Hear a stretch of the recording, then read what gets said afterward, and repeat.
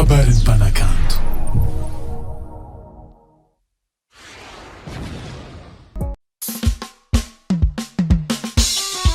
Hewe, avy ndraiky anao babany Fatima. efa hainao zaho koa fa baka Komoro. Basi reo nakajiaby laniko amin'ny magnanginy Nouveaute ty.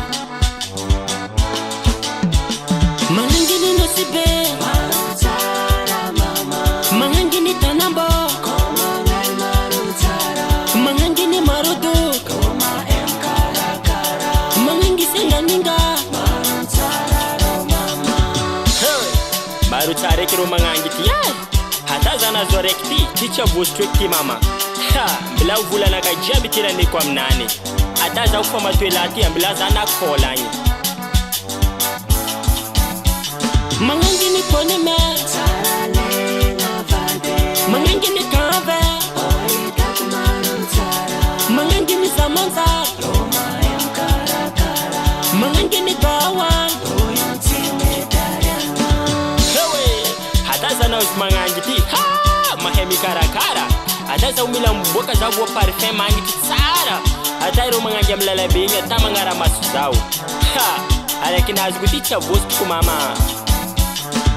Zaho baka miasa, anijaby famasaka.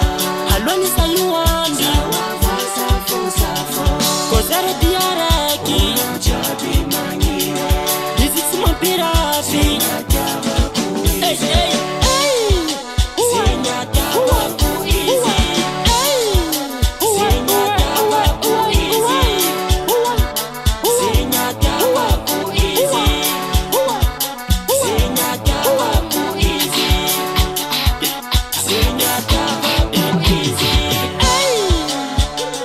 Afurako zaza na kana mama. Afurako zaza na kana mama. Hasufakenga tsara. Afurako zaza na kana mama. Naita magnangy Maro Tsara. Afurako zaza na kana mama. Hasufakenga tsara. Afurako zaza na kana mama.